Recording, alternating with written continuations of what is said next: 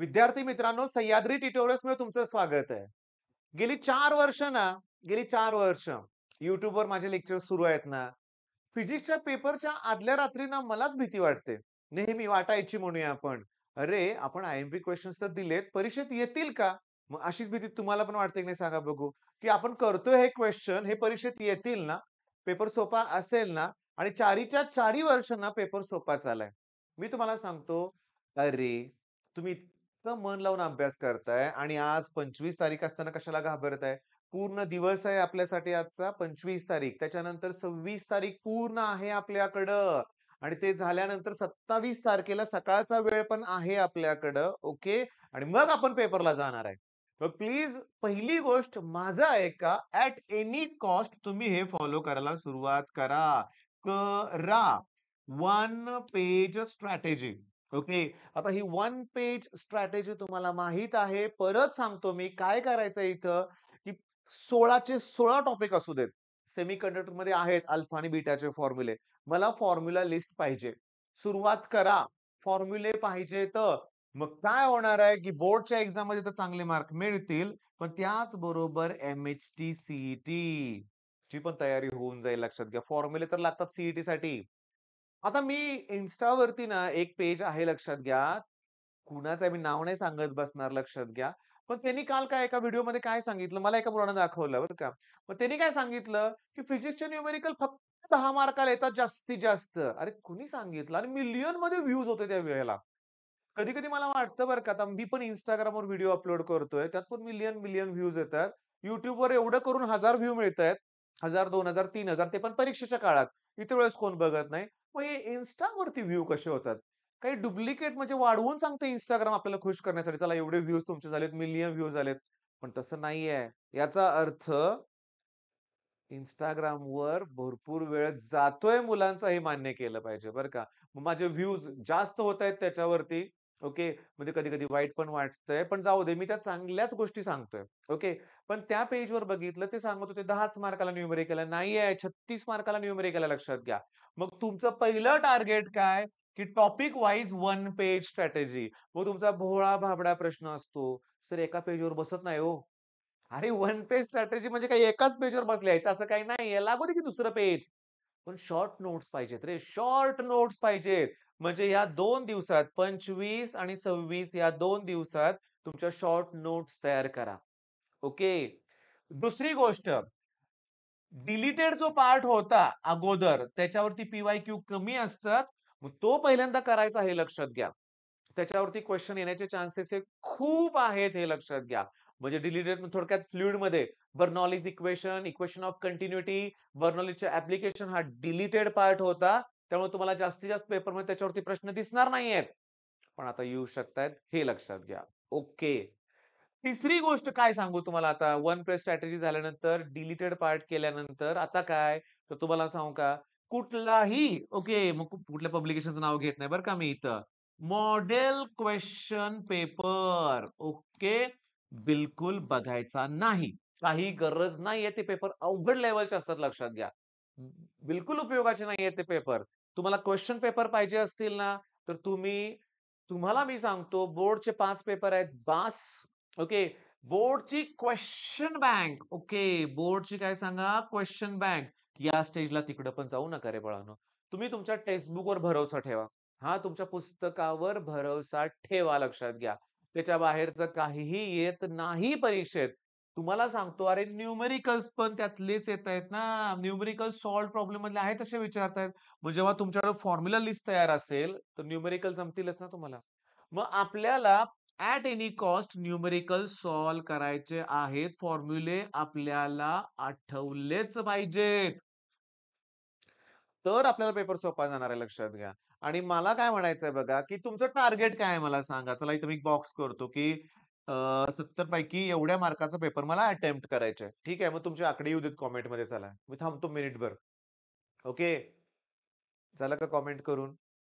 झालं का? ठीक आहे. नाही करताय करा, करा. वेळ घ्या. करा कॉमेंट. कॉमेंट पाहिजे, की माय टार्गेट म्हणून. ओके. आता मी तुम्हाला सांगू का?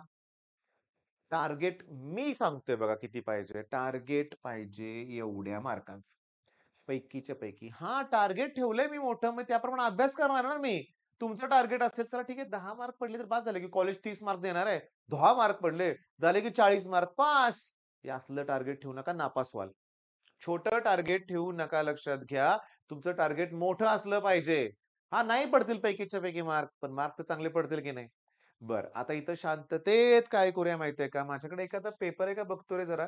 म्हणजे काय सांगू का, की माझ्याकडे की नाही ओके. आहे पेपर. आहे. जुलैचाच पेपर मिळाला आणि काल पण मी पेपर डिस्कस केला होता बरं का, लक्षात घ्या. मी सांगतो, तुम्ही लक्ष द्या. आपल्याला क्वेश्चनकडे जास्त बघायचं नाहीये. पेपर सोपा आला होता का? लेटेस्ट क्वेश्चन पेपर म्हणजे आत्ता ह्याच्या आपल्या एक्झामच्या अगोदर जी एक्झाम झाली त्यातला पेपर आहे. डिस्कशन झालेलंच आहे, तरी देखील मला तुम्हाला दाखवायचंच आहे. एम-सी-क्यू राहू दे, त्यात तुम्ही गोळ्या मारता मला माहिती आहे. तरी देखील second law of First law of thermodynamics deals with energy.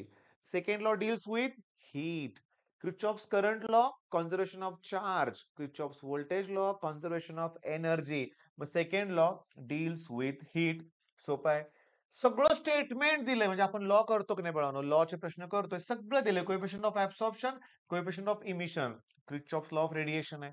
मग अशा रीतीनं चला सेक्शन बी कडे जाऊया डायरेक्टली. व्हीएस तर मला बघायचीच नाहीये. जाऊ दे. तर त्यात पण एक दुसरी डेफिनेशन असते. सेक्शन बी. हा सेक्शन बी काय प्रकार होता मी अगोदर सांगतो. यात डेरिव्हेशन येत होते. आता डेरिव्हेशन येतात का बघूया. स्टेट द कंडिशन, डेरिव्हेशन नाहीये. चला इथे डेरिव्हेशन असेल. What are eddy current, derivation नाहीये. डिफाइन, डेरिव्हेशन नाहीये. Draw a privy diagram, derivation नाहीये. लॉ ऑफ लेंथ, डेरिव्हेशन नाहीये. म्हणजे तुलनेत ना आता डेरिव्हेशन येतच नाहीयेत. मग इथे तर पटलं की नाही बाळांनो तुम्हाला? सेक्शन सी मी तुम्हाला सांगतो. सेक्शन सी ची गंमत दाखवतो तुम्हाला मी. आपण कालच्या त्या व्हिडिओत घेतलंय बरं का. तुम्हाला सांगतो. Ferry's black body, deflection. थांबा मला दाखवू दे बरं का. सिंपल पेंडुलम हे पण okay. Show that the beat. Section C मध्ये सुपरपोजिशन ऑफ वेव्ह हा जो आपला टॉपिक आहे त्यातला प्रश्न नेहमी आलेला आहे. मग pipe open, pipe close, vibration of string, beat frequency, beat 3 वेळा रिपीट झालेला आहे. करा की सेक्शन सी मधला एक प्रश्न क्लिअर होईल तुमचा. मग अशा रीतीनं तुम्ही काय करायचं आहे, की आज दिवसभरात मी तुम्हाला सांगतो. एक तर वन पेज स्ट्रॅटेजी, सगळं काम कंप्लीट करून ठेवा. जेवढं झालेत टॉपिक तेवढं सगळं रिवाइज करा. बरं, मी तुम्हाला सांगतो, की 16 टॉपिक आहेत रे. किती करणार आहे सांगा पहिली गोष्ट म्हणजे मला? हो, टार्गेट तर हाय पाहिजे. टार्गेट तर हाय पाहिजे. ठीक आहे रे. पण तुमच्या रिअॅलिटीवर येऊया थोडंसं इथं. ह्याच्या रिअॅलिटीवर येऊया, की 16 पैकी 16 प्रत्येकाचे नाहीयेत होणार. 12 झाले तर? लय झाले. लय झाले 12 झाले तर. पण एक काम करूया. मी सांगतो काय ते नीट लक्ष द्या. आता बघा, की शांतपणे समजून घेण्याचा प्रयत्न करा. मी जर काही टॉपिकचे ग्रुप करतोय बरं का, व्यवस्थित लक्ष द्या. की पहिले 5 टॉपिक जे आहेत ना, टॉपिक नंबर 1 टू 5 हे 33 मार्काला आहेत. मॅग्नेटिक मटेरियल आणि ड्युअल नेचर हे दोन्ही मिळून 10 मार्काला आहेत. ई आणि एसी सर्किट हे 13 मार्काला आहेत.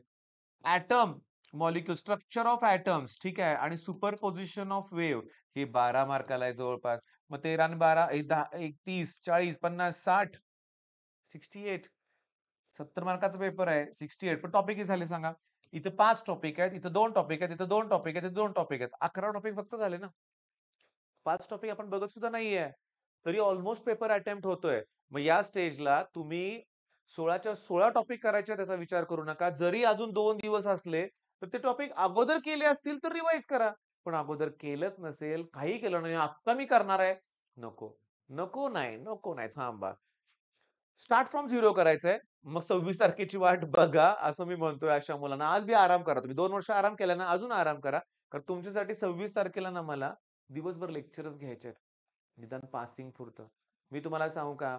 3-4 महिन्यापूर्वी ऑफलाईन क्लासच्या मुलांना मी 40 ते 50 प्रश्न दिले होते. त्यात लॉ, डिस्टिंग्विश असे मिक्स कंबाईन प्रश्न होते. आणि मी त्यावेळेस एवढं बोललो होतो मुलांना त्या, तुम्ही हे 50 प्रश्न करताय ना, एवढा सुद्धा मुलं अभ्यास बोर्डच्या एक्झामच्या वेळेस करत नाहीत.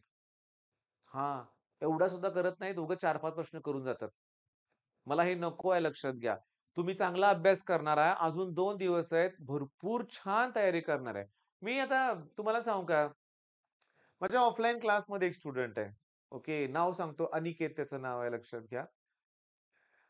महिनाभर क्लासलाच नव्हता आला. घरी सेल्फ स्टडी करत होता. मग मी स्वतःहून गेलो त्याला बोलवून आणलं. ओके. मग सांगू काय त्याच्या पालकांनी त्याला समजावून सांगितलं, पण गेले तुम्हाला सांगतो 21 तारखेपासून तो नाही म्हटलं तरी 24 तास अभ्यास करतोय. ओके. मग अशा वेळेस मला फार आनंद होतोय बरं का. सिरियसली आनंद होतोय, की तो करतोय. ओके. त्याचे पालक पण खुश आहेत. मेन पॉइंट काय? हे मी का सांगतोय तुम्हाला? बघा, माझ्या क्लासमध्ये शुभम नावाचा एक स्टुडंट आहे. 10वी ला 70% मार्क आहेत, पण आता क्लासचा टॉपर तोच आहे. माझ्याकडे अजून एक आहे शिंदे. ओके. त्याला मॅथ्समध्ये क्लासच्या टेस्टमध्ये 80 पैकी 77 मिळाले होते. एक्स्ट्राऑर्डिनरी आहे. पण त्याला पण 10वी ला 70%च मार्क होते. ही जी 70, 75, 80% ची मुलं आहेत ना, ही करतायत बरं का अभ्यास. पण त्यांनी मनावर घेतलं पाहिजे. 2 दिवस उरलेत, मनावर घ्या. ओके. नेक्स्ट व्हिडिओ आपला येईल. त्याच्या आत तुम्ही बऱ्याचशा गोष्टी क्लिअर करा. छान अभ्यास करा. All the best.